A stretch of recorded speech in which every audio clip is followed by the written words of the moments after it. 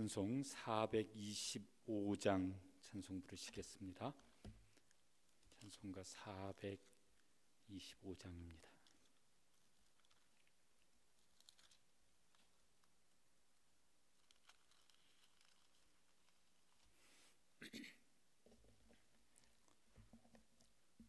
주님의 뜻을 이루소서. 고요한 중에 기다리니 진흙과 같은 날 빚으사 주님의 형상 만드소서. 주님의 뜻을 이루소서. 주님 발 앞에 엎드리니 나의 맘속을 살피시사 눈보다 희게 하옵소서. 주님의 뜻을 이루소서. 병들어 몸이 피곤할 때 권능의 손을 내게 펴사 강건케 하여 주옵소서. 주님의 뜻을 이루소서. 온전히 나를 주장하사 주님과 함께 동행함을 만민이 알게 하옵소서. 1절 4절 주님의 뜻을 이루소서. 고요한 중에 기다리니 진흙과 같은 날 빚으사 주님의 형상 만드소서. 주님의 뜻을 이루소서. 온전히 나를 주장하사 주님과 함께 동행함을 만민이 알게 하옵소서. 아멘.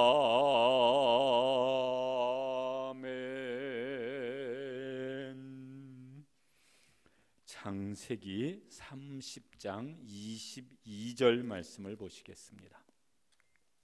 창세기 30장 22절입니다.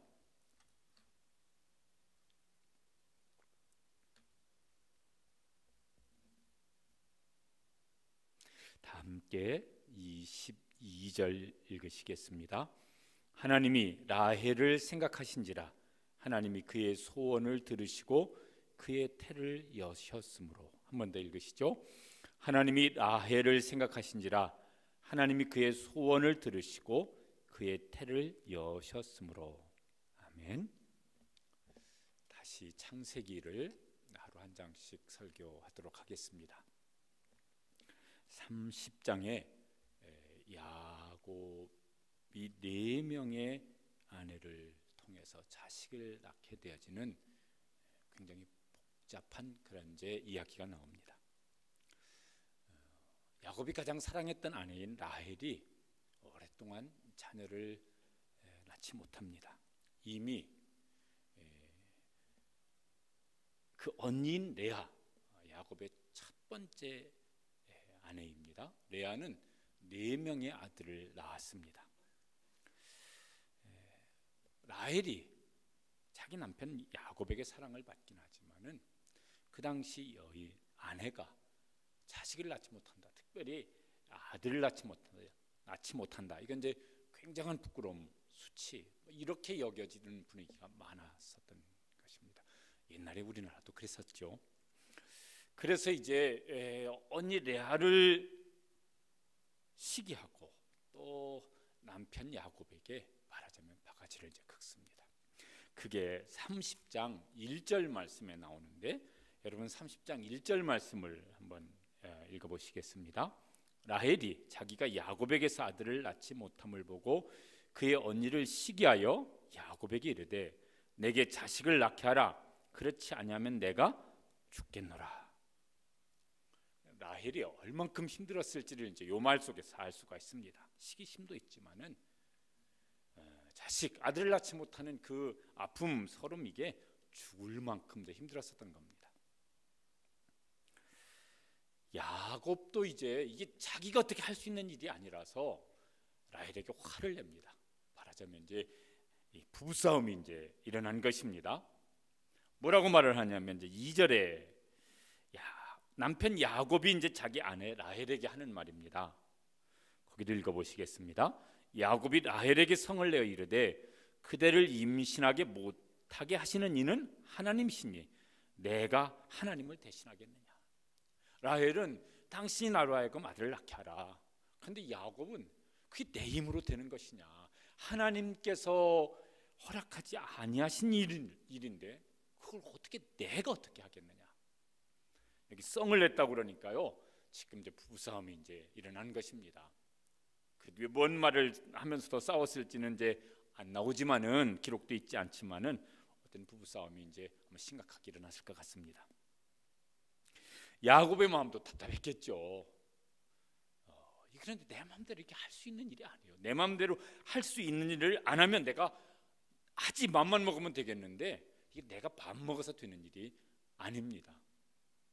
그럴 때 얼마나 답답하겠습니까? 우리가 이런 일을 이제 겪는 일들이 많습니다. 그래서요, 이게 내가 안 해서 하는 거라면은 한번 하자 이러면 되겠는데 암만 마음을 먹고 노력을 해도 안 되는 일이 있습니다. 그럴 때 이제 마음이 답답한 것이죠. 라헬이 남편 말이 맞아요. 남편도 애를 써요. 그런데 안 되는 거예요.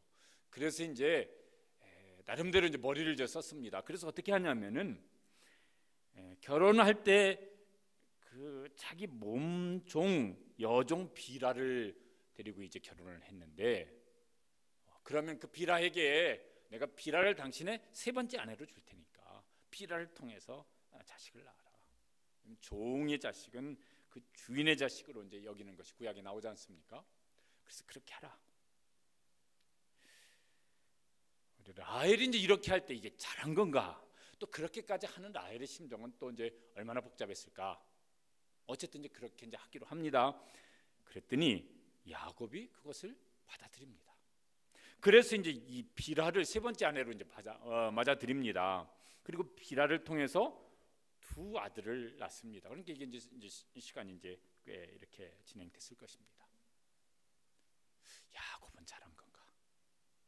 그 야곱이 그렇게 하면서 야곱의 심정은 어땠을까? 라헬이든 야곱이든 야 좋다 신난다 이런 건 절대 아니었을 것 같아요. 와 일이 술술 풀린다 이런 것도 아니었을 것 같아요. 그렇게라도 해서 무슨 문제를 해결하려고 하는데 마음은 굉장히 힘들고 복잡했을 것 같아요. 피차에. 근데 거기서 이제 끝난 것이 아니고 레아 이미 이제 4명의 아들을 낳았는데 그러니까 자기가 이제 임신을 못하게 되어졌습니다. 내가 이제 임신이 이제 이렇게 중단되어졌네. 그러면서 이 레아 이미 4명의 아들을 낳은 레아가 나도 그럼 가만히 있을 수가 없지. 그래서 자기 여종인 실바를 남편 야곱에게 4번째 아내로 줍니다. 레아는 또 왜 이러는 거야? 이미 자기는 4명의 아들을 낳았는데. 이게 둘이요 하여튼 복잡한 가정 스토리지만은 둘 다 야곱의 아내가 됐지만 자기들끼리는 형제지간이에요. 근데 막 이렇게 경쟁을 하고 있습니다. 인간 심리가 참 그런 것 같아요. 그래서 이제 야곱이 그 레아의 말을 이렇게 그러니까 그냥 한번 해보면 어떻겠어요? 이 정도 말은 아니었던 것 같아요. 굉장히 그렇게 강하게 요구했을 것 같아요. 그러니까 야곱이 받아들입니다. 그럼 네 번째 아내를 맞아들입니다. 그래서 또 이제 두 아들을 이제 얻게 되어집니다. 그래서 이제 10번째 아들까지 낳은 거예요. 그렇게 하는 레아는 이게 하나님의 뜻입니다. 아까 우리 부른 찬송처럼 주님의 뜻을 이루소서 뭐 이래서 한 건가? 야곱은 그렇게 해서 한 건가? 그래서 막 하나님 앞에서 하나님 이렇게 해서 또 이제 아들을 주셔서 감사합니다 이랬을까? 그랬을까요? 안 그랬겠죠. 어떻게 그럴 수가 있었겠어요? 뭐 이런 복잡한 일이 일어나는데 그 속에 그래도 그 아들을 낳아서 경쟁해서 이기고 싶은 마음, 막 이런 마음들이 거기 무슨 뭐 이게 이 자매지간의 사이가 좋아질 일이냐, 거기서 낳은 자녀들끼리 막 이게 자기들끼리 형제지간에 뭐 우애가 좋을 일이냐, 이게 하나님 앞에서 합당한 일이냐, 이런 것들은 다 뒷전으로 밀려난 것 같아요. 시기심, 경쟁심, 거기서 나오는 어떤 이런 마음들이 진짜 좋은 것들을 다 잃어버리게 만든 것 같아요.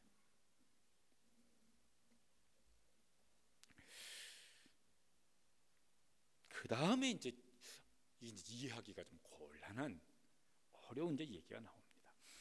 이 레아가 두 아들을 놓고 딸을 하나 낳아서 이제 육남 일녀를 낳는데 그 앞에 17절에 보면은 요 아들을 낳을 때 요런 말씀이 있어요. 30장 17절에 보면은요.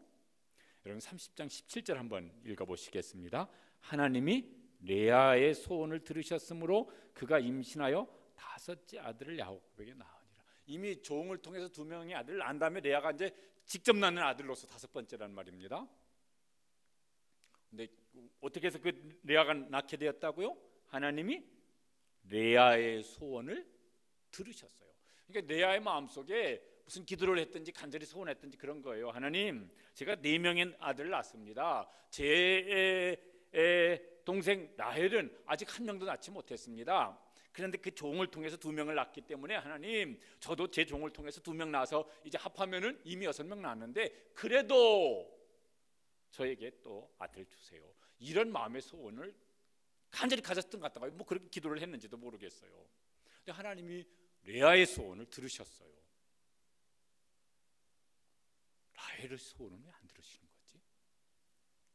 라헬 입장에서 보면은 하나님, 우리 언니 레아는 이미 자기가 4명 놓고 종을 통해서 또 2명 놓고 이제 또 2명 놓고 레아를 통해서 그거 다 합하면은 8명 아들 놓고 또 딸을 낳았습니다.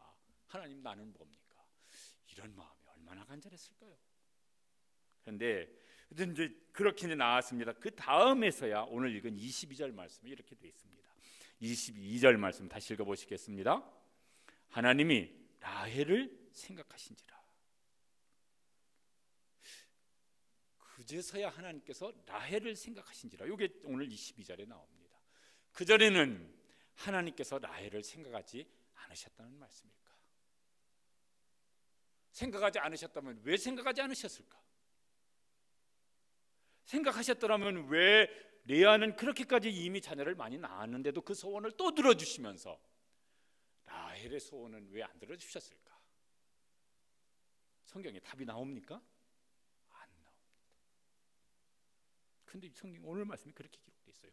그래서 이제 라헬이 드디어 임신하여서 아들을 낳았습니다. 그게 이제 요셉이잖아요. 11번째로 야곱에게는 11번째고 라헬에게는 첫 번째 아들입니다. 그 뒤로 세월이 한참 더 지난 다음에 라헬에게 2번째 아들 베냐민을 낳다가 라헬은 또 죽습니다. 아마 노산을 하다가 그렇게 된 것 같아요.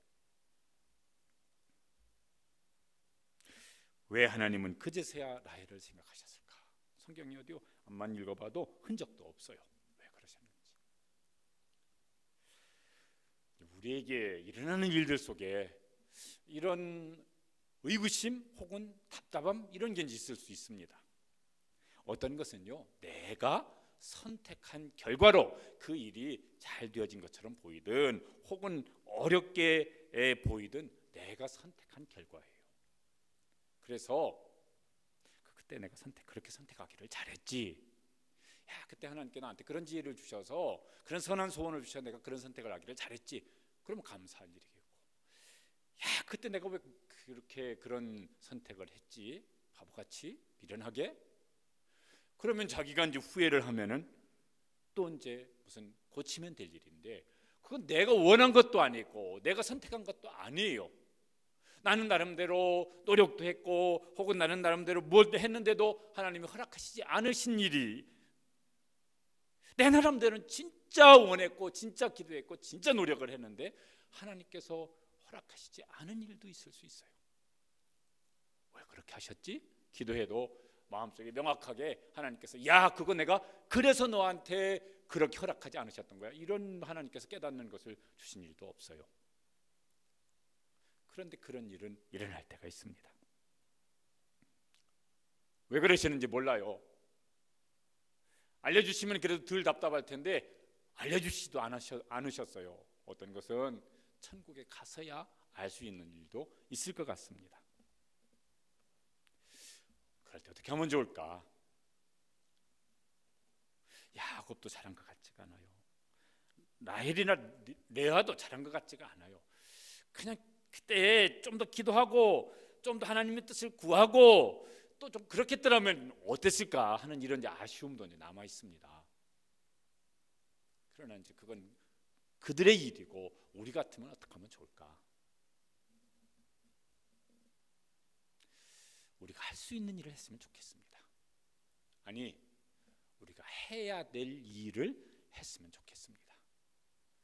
그거 내가 알 수 없는 일인데 그거 가지고 막 실험해봐야 답도 안 나오는 일인데, 그 중에 내가 할 수 있는 일, 아니 내가 해야 할 일, 그것만 그 이상은 우리가 모르잖아. 그러니까 그거는 우리가 이건 내가 해야 될 일이야, 그건 아는 것이니까 그 일을 하고 나머지는 하나님께 맡겨드리는 게 좋겠습니다. 우리가 그런 걸 하나님의 주권이라고 말을 합니다. 우리 신앙생활에서 중요한 것, 성경에서 중요하게 강조하는 것은 하나님의 절대 주권입니다. 나는 답답한데, 나는 모르겠는데, 왜 이렇지? 그것 때문에 힘든데, 근데 하나님이 알려주시지 않으면은 막 그걸 가지고 막 무슨 막 내 수를 쓰고 야곱처럼 라헬처럼 레아처럼 이렇게 하는 것이 잘하는 것일까? 그건 아닐 것 같아요. 그래서 그거는 내가 해야 될 일은 내가 하고 나머지는 하나님의 절대 주권을 인정하고, 그래요, 하나님은 좋으신 하나님이신데, 선한 목자이신 하나님이신데, 나를 사랑하시는 아버지 하나님이신데, 나는 모르겠지만 좋으신 하나님께서 그 절대 주권으로 결국은 하나님의 뜻을 이루어 가시겠지. 그래서 하나님 뜻에, 하나님의 주권에 맡겨 드릴 수 있고, 그러면서 우리가 이제 힘써 신앙생활을 할 수 있게 되시기를 바랍니다. 쉽지는 않을 것 같아요. 왜 그러지? 왜 그러지? 이런 게 마음속에 있지만, 그렇다고 그게 해결이 안 되는 일을 가지고 실험해봐야, 그래야 그게 마음만 지치게 만들고 낙심하게 만드는 것 같습니다. 자꾸 내가 무슨 어떤 수를 생각하게 내게 만드는 것 같습니다. 야곱, 요 30장 보면 야곱 아쉬워요. 레아도 아쉬워요. 라헬도 아쉬워요. 그냥 우리는 하나님께서 알게 하신 것, 그래서 그 중에 내가 할 수 있는 것, 내가 해야 할 것 힘써 감당하시고 나머지는 하나님의 주권에 맡겨드리고, 그리고 이제 순종하며 나아가면은 좋으신 하나님께서, 선한 목자이신 주님께서 선한 길로 하나님의 선하신 뜻대로 우리의 삶을 이루어 가실 줄로 믿습니다. 우리 함께 기도하시겠습니다. 하나님, 우리 겪는 여러 가지 상황 속에서 어떤 때는 이게 참 답답하고 어떤 때는 이게 뭘까 마음이 복잡할 때도 있는데, 하나님의 뜻을 잘 분별할 수 있는 지혜를 주시고 또 그 지혜로 분별하여서 하나님 뜻에 합당한 것을, 그것을 이제 잘 감당할 수 있도록 도와주시기를 원합니다. 또 하나는 잘 모르겠어요. 기도해도 모르겠고 생각해봐도 잘 모르겠어요. 그러면 하나님의 주권에 맡겨드리고 저는 그냥 하나님의 인도하심, 제가 아는 한도 내에서 힘써 순종하며 나가겠습니다. 그게 더 좋을 것 같습니다. 이를 위해서 기도하시고 계속해서 아직도 이제 코로나 바이러스 또 그것으로 말미암아 생긴 여러 가지 어려운 문제들, 우리 개인부터 우리나라 전 세계적으로 하나님 회복의 은총을 베풀어 주시옵소서. 간절히 이제 사모하며 기도하시고 또 개인적인 기도 제목을 따라서 기도하시겠습니다. 다 함께 기도하시겠습니다. 하나님 아버지, 오늘도 저희들을 불러주셔서 하나님의 말씀 앞에 서게 하시고 또 하나님의 뜻을 구하며 기도할 수 있도록 저희들을 기도의 자리에 세워주셔서 감사합니다. 야곱, 레아, 라헬을 보면서 하나님의 뜻을 구하고 하나님의 인도하심을 구했더라면 어떻게 되었을까 하는 아쉬움이 많습니다. 하나님, 저희들도 저희들이 겪고 있는 일들 속에서 저희들이 살아가는 저희들의 삶의 과정 속에서 무엇일까, 왜 그렇게 되어질까 잘 모르는 것들이 있습니다. 그때 사람의 생각대로 사람의 꾀를 따라 살지 않고 하나님께서 알게 하신 것 한도 내에서 저희들이 그것을 분별하여서 해야 될 일들 잘 감당하여 나아갈 수 있는 그런 분별력 있는 지혜를 주시길 원합니다. 그런 마음의 소원도 결심도 주시길 원합니다. 잘 모를 때 모르는 대로 저희들이 그냥 답답하여서 이렇게 저렇게 행하지 아니하고 그냥 아는 만큼 나머지는 맡겨드리고 하나님의 뜻에 주권에 맡겨드리고 나아갈 수 있는 그런 믿음, 순종하는 마음을 저희들에게 주셔서 하나님, 저희들 속에 일어난 여러 가지 일들 속에서 저희들이 하나님의 인도하심 벗어나고 그것을 좌우로 치우치면서 나가지 아니할 수 있도록 도와주시고 은혜 베풀어 주시기를 간절히 원합니다. 하나님, 저희들이 겪고 있는 이 코로나 바이러스 아직도 여러 가지 어려움들이 참 많고 이후에 어떤 어려움들이 일어날지도 저희들이 다 알지 못합니다. 하나님, 큰일을 베풀어 주시고 은혜를 베풀어 주시고 저희들에게 하나님께서 이 모든 것을 통하여 하나님의 선한 뜻이 이루어지고 하나님의 주권이 분명히 서는 기회가 되어지게 은총을 베풀어 주시옵소서. 그래서 모든 성도들은, 모든 교회는 하나님 앞에 훨씬 더 겸손하게 엎드려서 하나님의 뜻을 구하고 인도하심을 구할 수 있는 은혜를 베풀어 주시기 원합니다.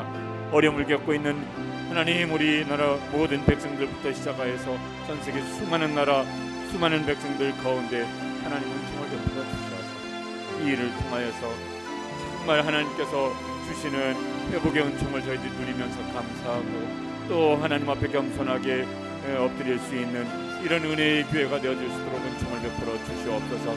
하나님, 모든 나라 모든 교회들 속에 하나님 은총을 베풀어 주셔서 신앙이 다시 회복될 수 있는 기회가 되게 하시고 우리나라 모든 지도자들, 특별히 믿음의 지도자들 하나님의 뜻을 구하면서 이 정치를 해나갈 수 있도록 은혜 베풀어 주시길 원합니다. 하나님, 저희들의 개개인의 삶 속에서도 저희들이 제일 힘들고 어렵고 답답할 때 어떻게 해야 될지 지혜로운 분별력 또 그것을 따라 생활할 수 있는 믿음과 순종과 용기를 더하여 주시옵소서.